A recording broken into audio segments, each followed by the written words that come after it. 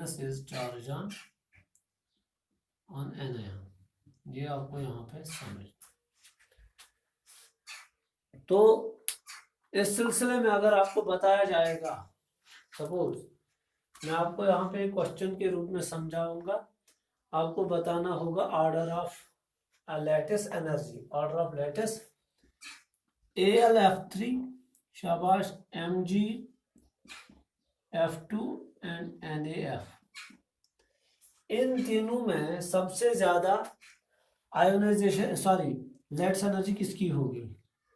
AlF3 की सबसे ज्यादा होगी, क्योंकि इस पे चार्ज कितना है, शाबाश, +3। इस पे कितना है, +2, और इस पे कितना है, +1। तो लैटिस एनर्जी का ऑर्डर ये रहेगा, सबसे ज्यादा किसकी लैटिस एनर्जी रहेगी? AlF3। इसी तरह अगर आपको इस तरह होगा MgO, Na2O, शाबाश, Al2O3, इन तीनों में सबसे ज्यादा किसकी आयोनाइजेशन एनर्जी होगी? तो यहाँ पे भी आपको क्या देखना है, यहाँ पे भी आपको देखना है चार्ज जिसका ज्यादा होगा, चार्ज अल्युमिनियम का ज्यादा होता है, तो ऑर्डर क्या आएगा? Al2O3 का ज्यादा, उसके बाद किसका, शाबाश, MgO का, उसके बाद Na2O का।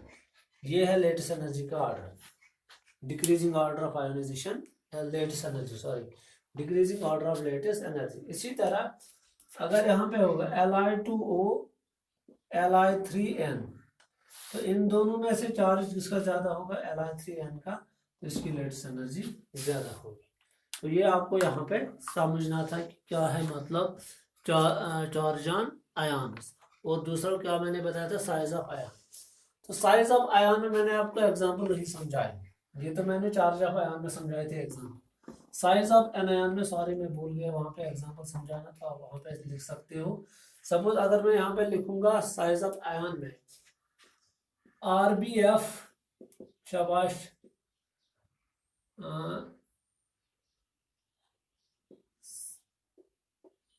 RBF,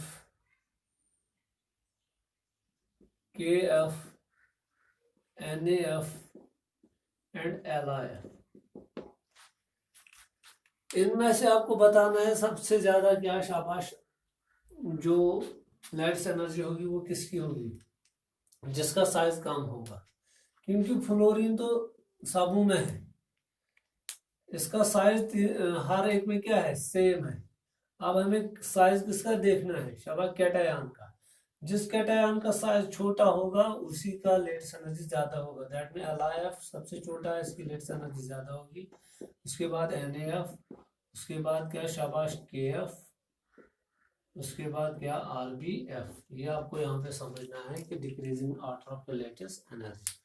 इसी तरह अगर आपको बताया जाएगा यहाँ पे सपोज MgCl2, BeCl2, शाबाश, CaCl2, इनमें से आपको बताना है कि सबसे ज्यादा लेटेस्ट एनर्जी किसकी होगी, जिसका साइज क्या होगा, छोटा होगा।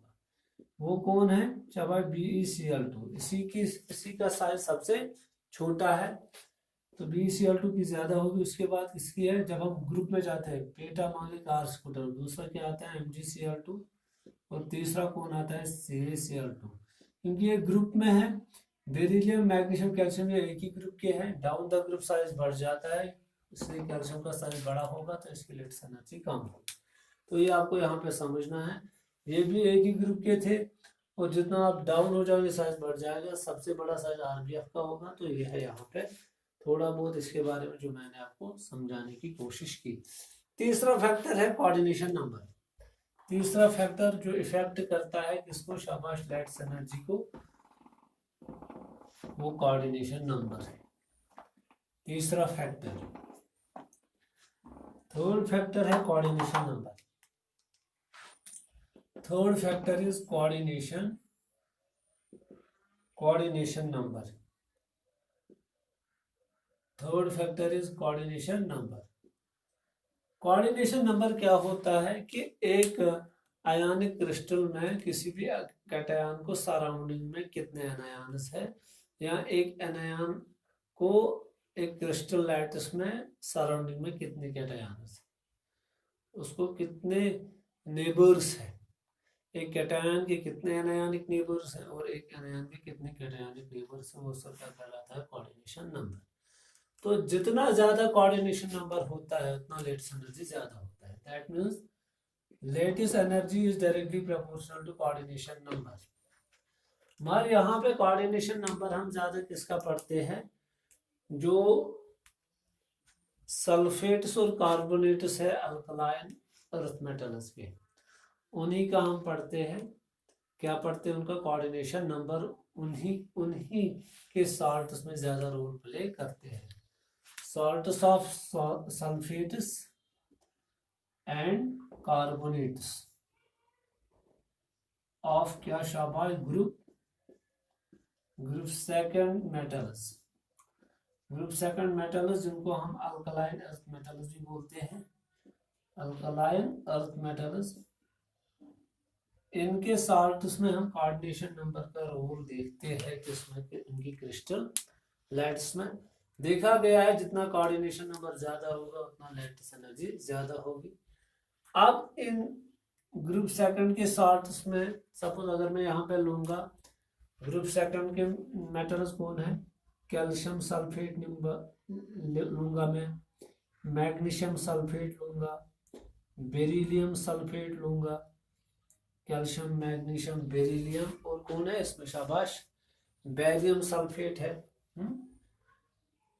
बेटा मंगलकार, strontium sulphate and barium sulphate, ये है। तो यहाँ पे lattice energy directly proportional to coordination number, मगर coordination number is directly proportional to size of cation, size of cation. जितना कैटायन का साइज ज्यादा होगा उतना कोऑर्डिनेशन नंबर ज्यादा होगा। तो डेफिनेटली बात है उतनी लेटेस्ट एनर्जी भी क्या होगी, ज्यादा। दैट मीन्स कोऑर्डिनेशन नंबर ज्यादा डायरेक्टली प्रोपोर्शनल टू क्या शाबाश lattice energy, directly proportional to size of cation, size of cation. क्योंकि आप देखते हो यहाँ पे सल्फेट एक ही किस्म का है, सॉरी एनायन एक ही किस्म का है। अब यहाँ पे हमें साइज चेक करना है, इनका साइज सेम है। अब यहाँ पे सबसे बड़ा साइज किसका होगा इसमें, तो मुझे लगता है बेरियम सल्फेट। तो बेरियम सल्फेट का जो लेटेस्ट एनर्जी वो सबसे ज्यादा होगी, इसका साइज बड़ा है। उसके बाद SrSO4, उसके बाद कैल्शियम SO4, उसके बाद शाबाश मैग्नीशियम SO4 मैग्नीशियम सल्फेट, उसके बाद क्या है शाबाश बेरिलियम सल्फेट। बेरिलियम सल्फेट का कोऑर्डिनेशन नंबर सबसे कम है क्योंकि उसका साइज छोटा है, और जितना साइज छोटा होता है उतनी लेटेस्ट एनर्जी क्या होती है शाबाश कम होती है। और हमेशा आपको याद रखना है, अगर कभी खुबार क्या होता है साइज और चार्ज, साइज और चार्ज, कभी खुबार दो कंपाउंड्स ऐसे होते हैं जिनमें साइज ऑलमोस्ट क्या होता है सेम होता है, मगर जब साइज और चार्ज हम देखते हैं, साइज और चार्ज में हमेशा चार्ज डोमिनेटिंग फैक्टर रहता है, ये आपको नोट करना है। In size and charge, in size and in atomic and anionic size and in cationic and anionic charge always dominates। कौन dominate करता है मैं समझाऊंगा, charge always dominates। मैं आपको समझाऊंगा इसके एग्जाम्पल क्या है इसका मतलब। चार्ज हमेशा डोमिनेट करता है, यही फैक्टर ज्यादा अहम होता है। Suppose NaF Na2O, NaF and Na2O समझो, सोडियम यहां भी है, यहां भी सोडियम है। अब यहां पे फ्लोरीन और यहां पे क्या है ऑक्सीजन, समझ आ रहा है। फ्लोरीन का साइज छोटा है एज कंपेयर टू ऑक्सीजन। अगर इसका साइज, यहां पे भी कैटायन सेम है, यहां पे भी कैटायन सेम है, समझ लेना। मैंने बताया अगर साइज और चार्ज, अगर साइज छोटा होगा, साइज क्या होगा स्मॉल, और चार्ज जिस पे जो जिसका साइज स्मॉल होगा उसका चार्ज क्या होगा, कम, और जिसका साइज ज्यादा उसका चार्ज ज्यादा होगा। हमेशा चार्ज ज्यादा वाला डोमिनेटिंग फैक्टर रहेगा, ये आपको याद रखना है। मैं फिर से बताऊंगा, इन दोनों में एनायन के साइज में डिफरेंस है। एनायन फ्लोरीन है, ये स्मॉल है, ये क्या है, ये बिग है, बिगर है, तो ये दोनों में सेम है।